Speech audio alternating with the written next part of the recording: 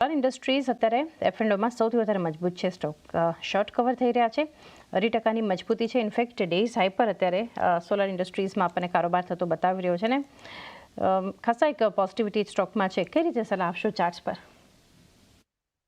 હિસાબે overall structure તો સારું અને પોઝિટિવ કાઉન્ટર જોવા મળે છે. ઓલ ટાઈમ હાઈ લેવલ્સ પર કાઉન્ટર હમણાં ટ્રેડ કરે છે. કાલના દિવસમાં આપણે એક બહુ જ સરસ વોલ્યુમ્સ આ કાઉન્ટરમાં જોયા છે. તો સ્ટ્રક્ચર પોઝિટિવ છે. એક ટ્રેલિંગ સ્ટોપ લોસ રાખીને હોલ્ડ કરવાની સલાહ રહેશે. સપોર્ટ લેવલ થોડાક દૂર જોવા મળે છે, જે 13,400 ની આસપાસ છે. કરંટ માર્કેટ પ્રાઇસથી ખાસા દૂર છે. અગર કોઈએ લોઅર લેવલ્સથી બાય કરી હોય તો પ્રોફિટ બી બુક કરી શકાય આ લેવલ્સ પર. અને અગર થોડુંક રિસ્ક લઈને ચાલવું હોય તો મારા હિસાબે 13,400 ના એક ટ્રેલિંગ સ્ટોપ લોસ સાથે હોલ્ડ કરી શકાય કાઉન્ટરને. ઉપરમાં કાઉન્ટર થોડુંક હાયર લેવલ્સ પર હમણાં ટ્રેડ કરે છે. થોડુંક એક સાઇડવેઝ કન્સોલિડેશન દેખાડીને પછી ફર્ધર અપમૂવ આ સ્ટોકમાં આવે તો વધારે સારું અને મજબૂત રહેશે. બટ ઉપરમાં આપણે ઇમિડિયેટ વાત કરીએ તો 15,100 ના લેવલ્સ આ કાઉન્ટરમાં આવી શકે છે. 13,400 ના ટ્રેલિંગ સ્ટોપ લોસ રાખીને હોલ્ડ કરી શકાય. બાકી 15,100 ના લેવલ્સ આવી શકે છે. 13,400ના એક ટ્રેલિંગ સ્ટોપ લોસ સાથે હોલ્ડ કરી શકો. 15,100ના લેવલ્સ આપણને અહીંયા જોવા મળી શકે છે સોલાર ઇન્ડસ્ટ્રીઝ માટે. આ સિવાય એક એસ્ટ્રલમાં પણ આજે એક મજબૂતી જોઈ રહ્યા છે. શોર્ટ કવર થઈ રહ્યા છે. 2% મજબૂતી છે દેવેના સ્ટોક પર અને અત્યારે 1415ના લેવલ્સ પર એસ્ટ્રલનું કાઉન્ટર ટ્રેડ થતું જોઈ રહ્યા છે. આજે નંબર્સને લીધે એક ફોકસ બનતું દેખાડી રહ્યું છે. નંબર્સ જુઓ તો એટલા કોઈ પોઝિટિવ નથી કારણ કે પ્રોફિટ ઘટ્યો છે, માર્જિન્સ ફ્લેટ છે, પરંતુ સ્ટોક અત્યારે મજબૂત છે. આપનો વ્યૂ? મારા હિસાબે આપણે ઓવરઓલ સ્ટ્રક્ચર જોઈએ તો થોડુંક સાઇડવેઝ છે. નીચેમાં સપોર્ટ લેવલ્સ બહુ સારા છે. 1350 ની આસપાસ 50 અને 20 દિવસના એક્સપોનેન્શિયલ મૂવિંગ એવરેજ છે અને કાલના લોસ મારા હિસાબે એ લેવલની આસપાસ છે. તો ઓવરઓલ સપોર્ટ લેવલ્સને કાઉન્ટર હોલ્ડ કરે છે. એક સારી વાત છે. 1350 નો એક સ્ટોપ લોસ રાખવો જોઈએ. ઉપરમાં 1430 1430 ના લેવલ્સ ક્રોસ થશે એના પછી આમાં સ્ટોકમાં સારી એવી અપમૂવ 1550 સુધીની જોવા મળશે. તો એક ઇમિડિયેટ રેઝિસ્ટન્સની વાત કરું તો 1440 ની આસપાસ છે. એ રેઝિસ્ટન્સ બ્રેક થયા પછી એક સારી બાઇંગ ઓપોર્ચ્યુનિટી રહેશે. ઉપરમાં 1550 ના લેવલ આ કાઉન્ટરમાં જોવા મળી શકે છે. 1550ના લેવલ્સ આપણને એસ્ટ્રલ બતાવી શકે છે.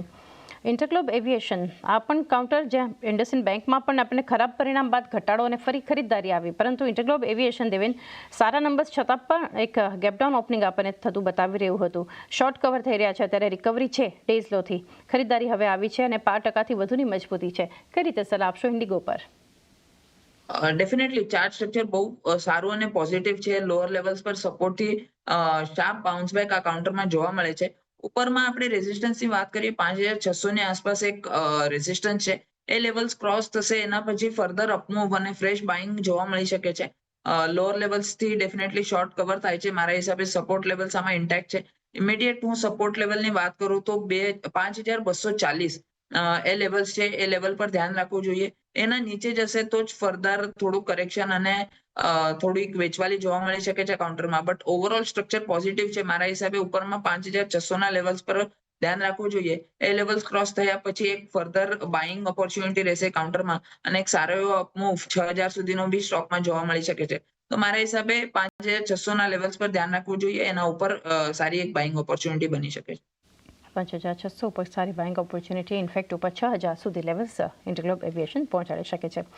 CDSLમાં અત્યારે શોર્ટ કવર થઈ રહ્યા છે અને ઓલમોસ્ટ ડેઝ હાઈ. અહીંયા પણ CDSLમાં પણ દેવેન 1474ના ડેઝ હાઈ પર 1.5%ની ખરીદારી સાથે કારોબાર થઈ રહ્યો છે. કઈ રીતે આપ સલાહ આપશો? Definitely CDSL exchange related counters આપણે પેલા બી વાત કરી છે અને આજે ફરી એકવાર CDSL ની વાત આવી છે. તો મારા હિસાબે 1400 ના એક સ્ટ્રોંગ સપોર્ટ છે. લાસ્ટ ટાઈમ બી આપણે ડિસ્કસ કર્યું હતું. તો મારો ટ્રેડિંગ કોલ બી આજ હતો. CDSL 1400 ની આસપાસ એક સ્ટ્રોંગ સપોર્ટ છે અને લેવલ સારી રીતે હોલ્ડ થયા છે. મારા હિસાબે લેવલ્સ પર ફરી પાછી રિટેસ્ટ નથી થયું. તો ઓવરઓલ સ્ટ્રક્ચર પોઝિટિવ છે. હજી બી 1400 ના એક સ્ટ્રોંગ સપોર્ટ છે. લેવલ પર સ્ટોપ લોસ રાખીને બાઇંગ પોઝિશન હોલ્ડ કરી શકાય છે. ઉપરમાં જે ટાર્ગેટ છે તો ઇમિડિયેટ આપણે 1530 ના લેવલ જોવા મળી શકે છે. તો ઓવરઓલ સ્ટ્રક્ચર પોઝિટિવ છે. 1530 ના લેવલ આ કાઉન્ટરમાં આવી શકે છે. 1530ના લેવલ્સ પણ આપણને અહીંથી જોવા મળી શકે છે કે CDSL માટે. દીપક, નાઇટ્રાઇટમાં અત્યારે લોંગ સાઇડ પર બિલ્ટઅપ છે. 1.25%ની ખરીદદારી સાથે દેવેન આ સ્ટોક 2120ના લેવલ્સ પર અત્યારે છે. કઈ રીતે સલાહ આપશો? મારા હિસાબે કાઉન્ટર ઓવરઓલ સારું છે. 2050 ની આસપાસ એક સ્ટ્રોંગ સપોર્ટ જોવા મળે છે. 50 દિવસ અને 20 દિવસના એક્સપોનેન્શિયલ મૂવિંગ એવરેજ એ લેવલ્સ પર આપણને જોવા મળે છે. તો ઓવરઓલ સ્ટ્રક્ચર સારું છે. એક સાઇડવેઝ કન્સોલિડેશન હમણાં દેખાડે છે. ઉપરમાં 2140ના લેવલ ક્રોસ થયા પછી આ કાઉન્ટરમાં એક સારી અપમૂવ જોવા મળી શકે છે. તો મારા હિસાબે કાઉન્ટર હોલ્ડ કરવાની સલાહ રહેશે 2050ના એક ટ્રેલિંગ સ્ટોપ લોસ સાથે. 2050નો એક ટ્રેલિંગ સ્ટોપ લોસ હોલ્ડ કરી શકો છો દીપક. રાઈટ. કેઈઆઈ ઇન્ડસ્ટ્રીઝ શોર્ટ કવર થઈ રહ્યા છે અહીંયા દેવેન. 1%ની ખરીદદારી છે અત્યારે સ્ટોક પર. કઈ રીતે સલાહ આપશો કેઈઆઈ પર? બિલકુલ મારા હિસાબે લાસ્ટ 3 દિવસથી આ લોઅર ટોપ લોઅર બોટમ ફોર્મેશન બનાવી રહ્યું હતું અને આજે એને નેગેટ કરીને એક સારી એવી અપમૂવ આ કાઉન્ટર દેખાડે છે. તો મારા હિસાબે એક ટ્રેલિંગ સ્ટોપ લોસ જે 3400ની આસપાસ જોવા મળે છે સપોર્ટ લેવલ્સ ત્યાં રાખવો જોઈએ અને કાઉન્ટર હોલ્ડ કરી શકાય. ઉપરમાં 3515ના લેવલ્સ ક્રોસ થયા પછી 3600ના લેવલ્સ આ કાઉન્ટરમાં જોવા મળી શકે છે. સ્ટ્રક્ચર પોઝિટિવ છે. એક સારું એવું નિગેશન આ જે કાઉન્ટરે દેખાડ્યું છે. તો ઉપરમાં 3600ના લેવલ્સ આવી શકે છે. તો અહીંયાથી 3600ના લેવલ્સ બતાવી શકે છે સ્ટોક કેઈઆઈ ઇન્ડસ્ટ્રીઝ.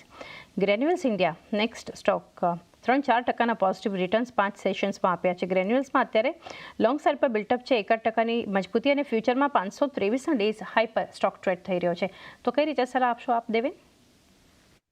બિલકુલ 200 દિવસના એક્સપોનેન્શિયલ મૂવિંગ એવરેજ સ્ટોકે ક્રોસ કર્યા છે. આજના દિવસમાં વીક માર્કેટના દિવસે આ કાઉન્ટર એક સારી એવી અપમૂવ દેખાડે છે. મારા હિસાબે સ્ટ્રક્ચર પોઝિટિવ છે. નીચેમાં 509 એક સ્ટોપ લોસ રાખવો જોઈએ અને કાઉન્ટર ઓવરઓલ સારું છે. ઉપરમાં મારા હિસાબે 540ના ટાર્ગેટ આ કાઉન્ટરમાં આવી શકે છે. તો 509ના સ્ટોપ લોસ સાથે આ કાઉન્ટરમાં એક ખરીદારી બી કરી શકાય અને હોલ્ડ બી કરી શકાય અગર લો લેવલ્સથી પોઝિશન હોય તો 540ના લક્ષણ. તો એક 540ના એક લક્ષ્યાંક ધ્યાનમાં રાખી શકો છો. ફ્રેશ એન્ટ્રી કે હોલ્ડ ગ્રેન્યુલ્સ ઇન્ડિયા માટેનો એક વ્યૂ બનતો જોઈ રહ્યા છીએ. અન્ય સ્ટોકમાં એક વ્યૂ લઈએ અત્યારે. વધુ એક મેટલ કાઉન્ટર જેએસપીએલ માટે દેવેન અત્યારે 0.5%ની ખરીદદારી છે સ્ટોક પર. શોર્ટ સાઇડ પર કવર થઈ રહ્યા છે. તો કઈ રીતે સલાહ આપશો જેએસપીએલ?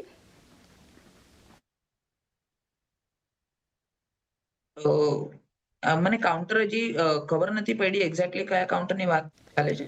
જી, જિંદાલ સ્ટીલ એન્ડ પાવર પર જેએસપીએલ માટે દેવેન. હા શ્યોર.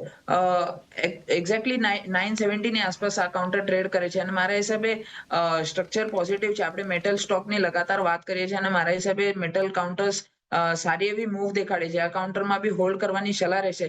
નીચેમાં 950ના એક સપોર્ટ લેવલ્સ છે. કાલના દિવસમાં એ સપોર્ટ લેવલ્સ હોલ્ડ કર્યા હતા કાઉન્ટરે. તો મારા હિસાબે 950નો એક ટ્રેલિંગ સ્ટોપ લોસ રાખીને હોલ્ડ કરવો જોઈએ. 975ના ઉપર આજની દિવસમાં અગર ક્લોઝિંગ આવે આ સ્ટોકમાં તો એક સારી બાઇંગ ઓપોર્ચ્યુનિટી બી બની શકે છે. ઉપરમાં 1000ના લેવલ્સ બી કાઉન્ટર દેખાડી શકે છે. ઇમિડિયેટ મૂવ આમાં કાઉન્ટરમાં આવી શકે છે.